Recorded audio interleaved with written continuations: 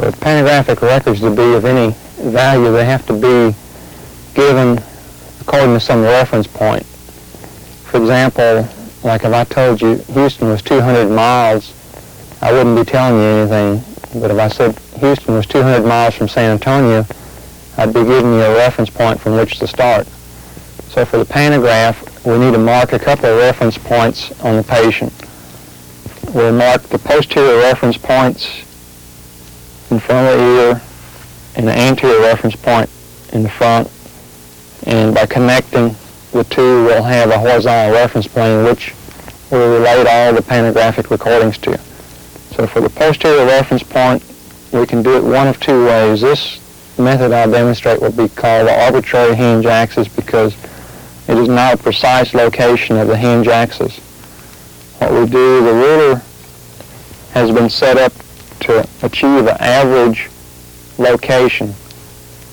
The top of the external auditory meatus coincides with the corner of this ruler, and the outer canthus of the eye corresponds to the top edge of the ruler here. So if we line these two up,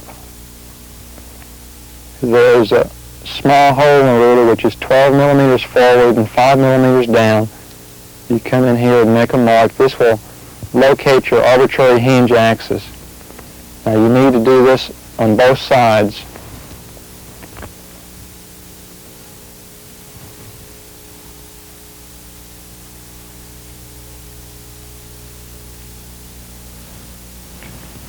Now this locates the arbitrary hinge axis for the posterior reference point.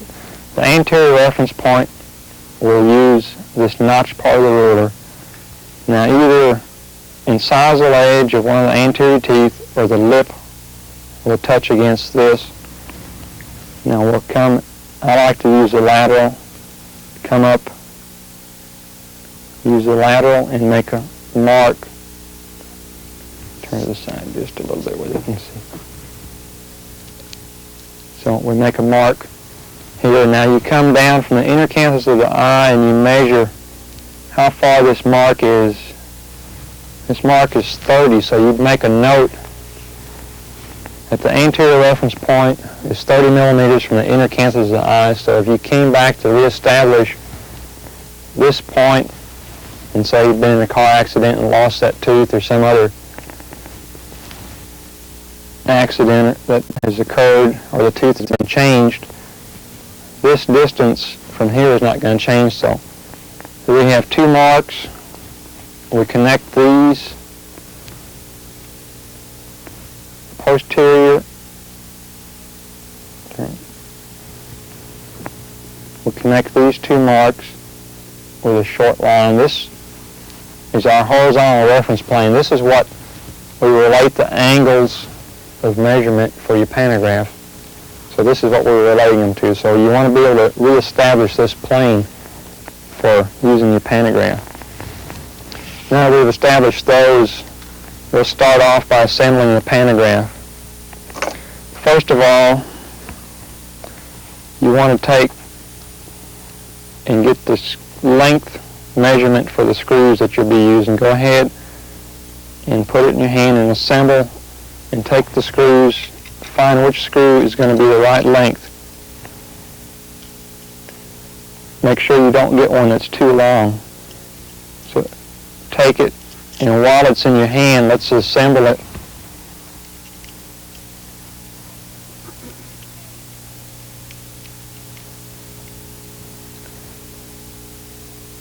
Okay, now make sure that it hasn't pried the acrylic off and that it's a firm attachment on here. If this is the case, then go ahead and take the screw out. You want to check this while it's out of the mouth while you can see and make sure that this isn't going to be knocking it off. Once you get it in the mouth, you get the lips over. It's a little bit harder to see what's going on. So we'll just leave the screw in that one and we'll take the mandibular now. And we'll do the same thing with the mandibular. We'll see if we can find the screw that fits in here. We check the length.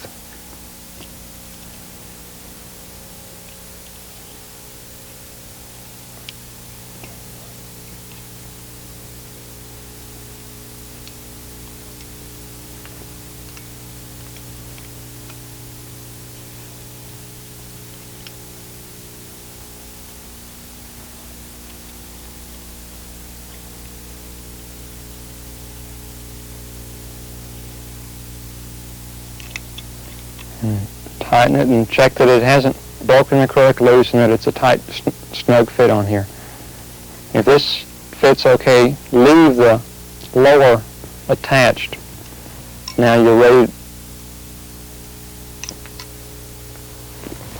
take the lower,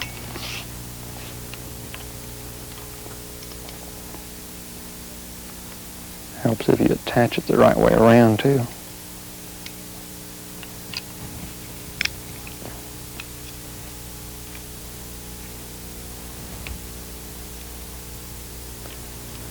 Place the lower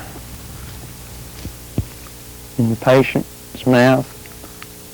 Put the upper clutch closed down. Now, we'll be attaching the right and left side arms.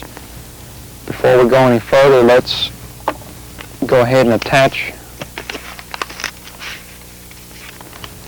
Okay, here's tracing pads. They're wax pads, so when you peel them off, peel the paper back. Don't bend the pad.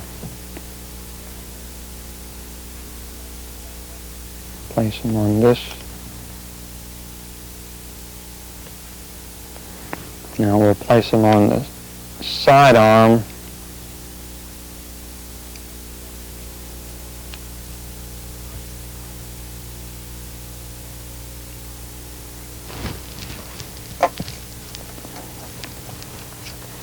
Again, make sure you bend the paper because you'll be throwing that away and not using it. This wax pad, if you bend it, you'll get creases and wrinkles and you'll get the beginning of a tracing, which isn't going to help you any. Okay, so after you get the pads on, now let's, okay, this has an adjustable side arm, so what you want to do is check the forward and back adjustment. This is adjusted all the way back to the limit of movement. So if you leave it here, you've cut out the adjustable part because you can only move it one direction. So release the lock and back it out a little bit. This will give you some room to move it forward and back. I like to take and come out to where this sleeve comes to the end of the pad. Now it also has an up and down movement. If you adjust the bottom edge of this to the center of this bar, this will give you roughly half of the up and down movement.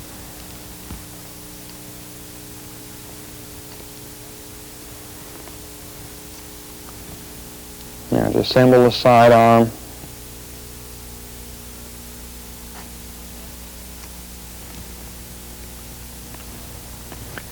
Okay, this allows the arm to go back and forth for the gross adjustment.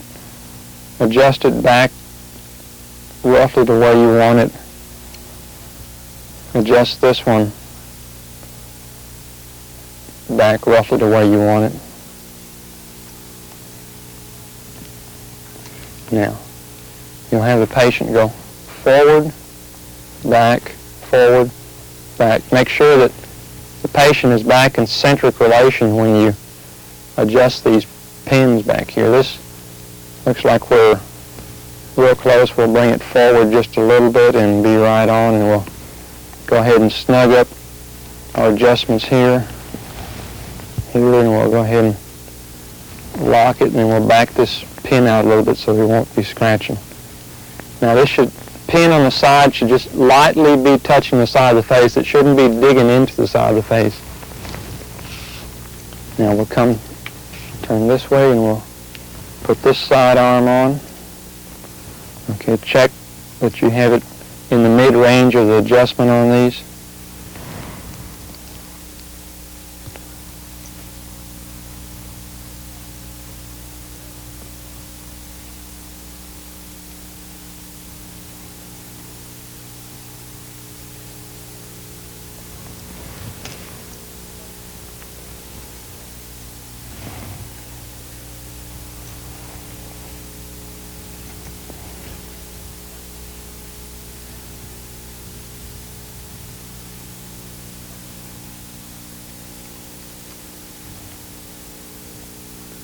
And once we with this particular pantograph, you want to get close, and then you can make the fine adjustments to get onto the posterior reference point.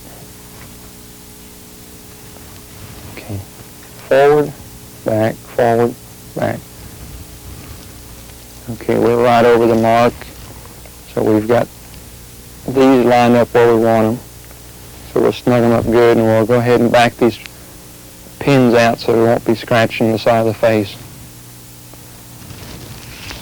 Now, next, you want to adjust these front tables to where they're parallel to the posterior table here. We're slightly up from that, so we'll come in here and tilt these down just a little bit.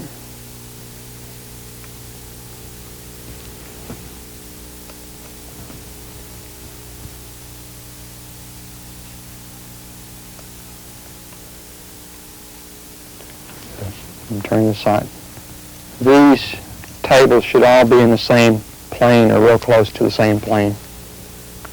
Now we're ready to start attaching the scribing.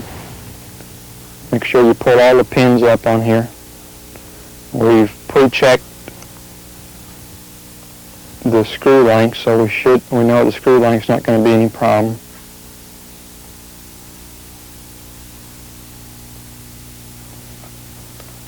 We'll snug that up. Now you want to check these scribers that the assembly is parallel to the lower and the pin's perpendicular. Also, you want to check and make sure that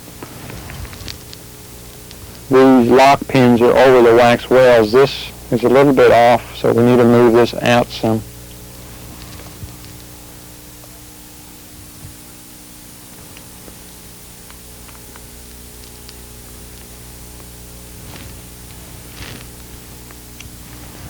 Okay, this over the wax well. The other pin is over the wax well.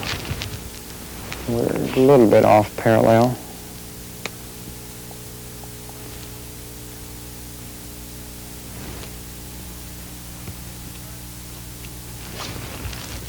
Okay, now we'll set these pins aside till later. We'll set up the side scriber arms. Turn toward me.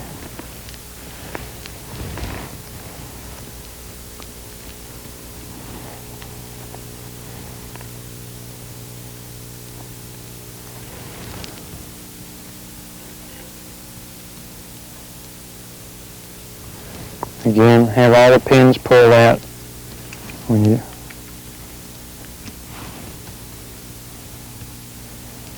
Now what you'll do is you'll adjust each pin perpendicular to the pad that it's going to trace on.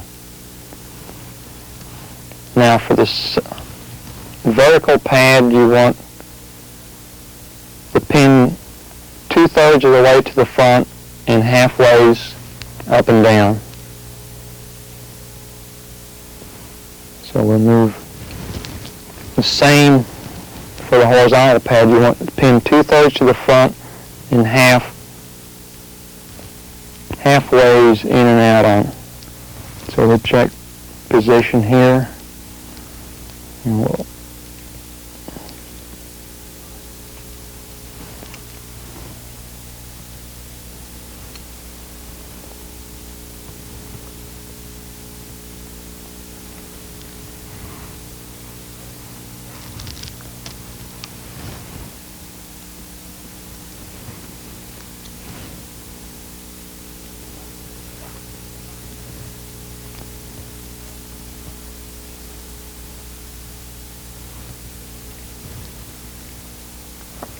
works a little better to have an extra set of hands helping you set this up than having to do it all by yourself. Now, we'll do this side, and then we'll have the pantograph just about all assembled.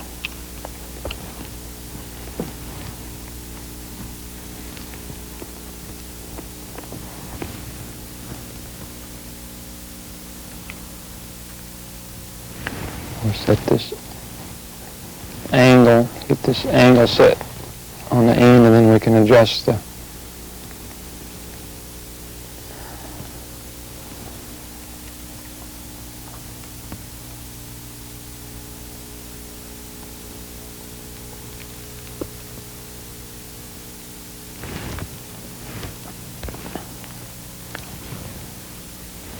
now. When you have them all set, we can go ahead and take these pins off the back.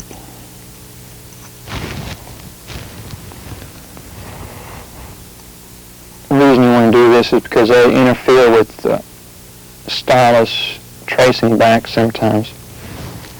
So now we have it all assembled, we'll have the patient go forward, all the way forward, and then check, see that none of your pins or the pin assemblies are dragging on the pads, that none of the pins are off the pad in the back.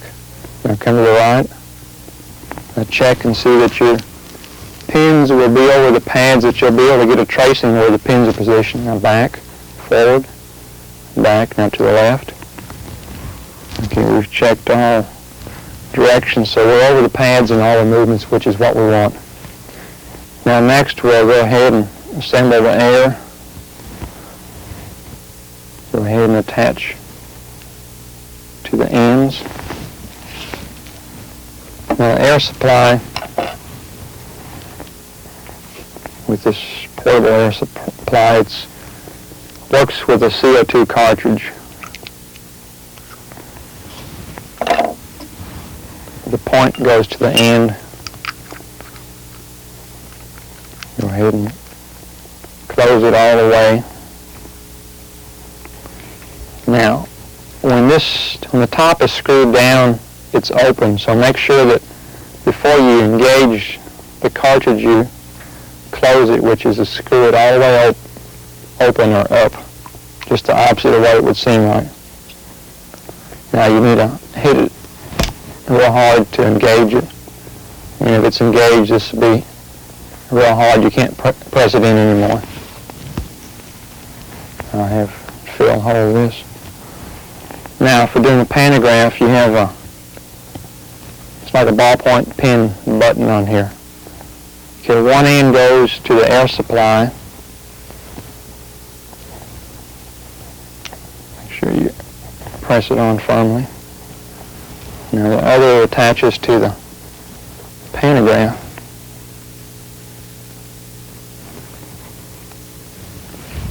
Now you want to screw that down on the top, and if we have air pressure, the pins should pop up. See, the pins are firm there. Now,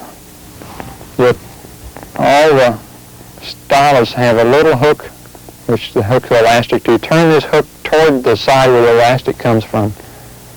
The reason for this is if these pins are slightly bent later on, when you do your tracings, if that pin is turned in a different direction, you'll be able to orient it the same way it was oriented when you did your tracing, so that you'll be able to follow your line. So make sure that little hooks come out straight to the side where the elastics are.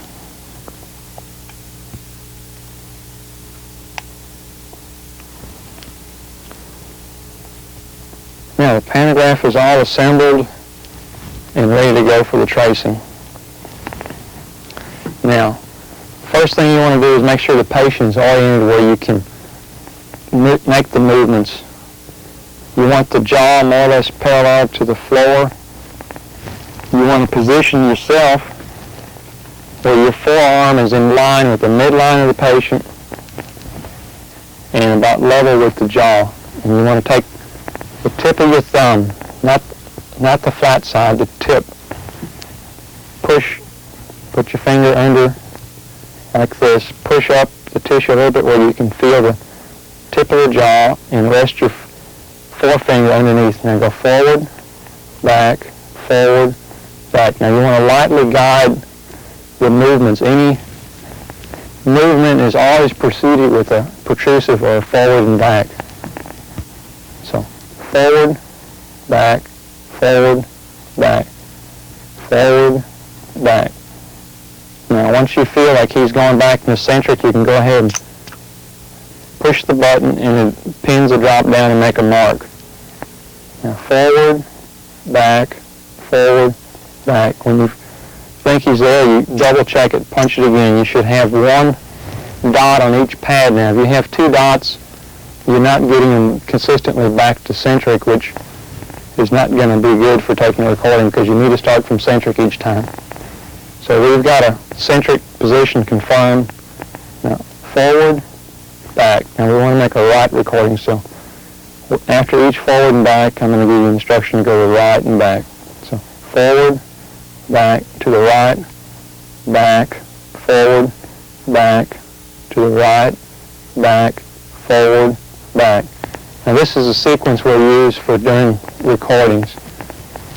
And you want to record from the centric beginning of the movement out, but not back. Forward, back, to the right, back, forward, back, to the right, back. And you want to release before they get to the end. Now one more time, you want to do two recordings and you should end up with one line. Forward, back, to the right, back, forward, back, to the right, back. Now, we've got one line on here, so we can feel fairly certain that we have a border tracing here because the border movements are reproducible. Now let's try the other side. Forward, back, to the left, back, forward, back, to the left, back, forward, back, to the left, back, forward, back, to the left, back, forward, back, forward, back. Now this completes the pantographic tracings. You do two right movements, two left movements, and one protrusive. Protrusive, you're not going to be able to get two consistent lines because you're going to not have a lateral guiding to this. You'll have a superior guiding, but not a lateral guiding. So now that we have this, we want to go ahead. We'll take we'll leave the pins on, the elastics on right now, but we want to pin the wax wells. Go ahead and hold this for me. We'll heat up these pins.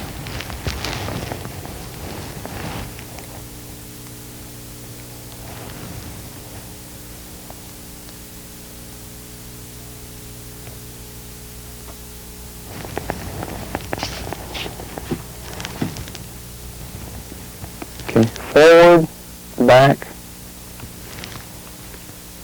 and drop these down into the wax wells.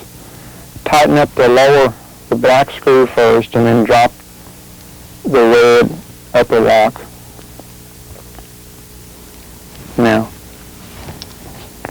check and see if the pins are on centric, that you haven't lost your centric, that you haven't pinned in centric. If these correspond, then you're ready to go ahead and take your elastics off. And you can shut off the air supply.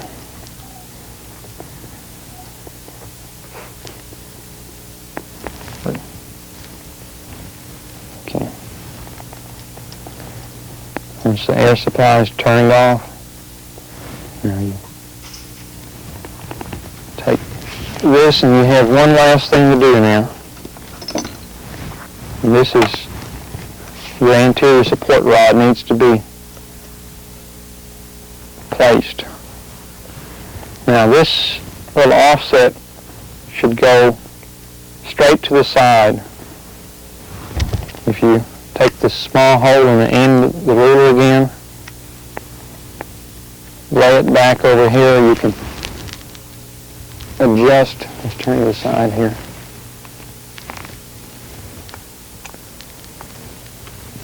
Now this ruler should be parallel to this line, the horizontal reference plane.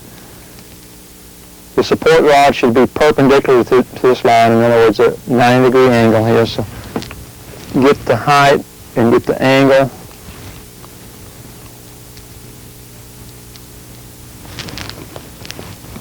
Get the height, and then you can go ahead and tighten this over here.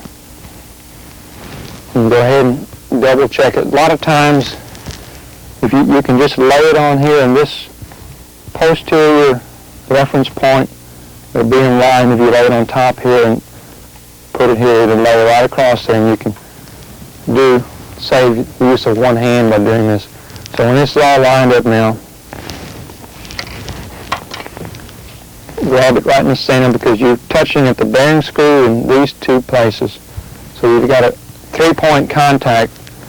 So you want to touch in the center and open. And this completes the pantograph procedure. And the next step would be to mount it on the articulator.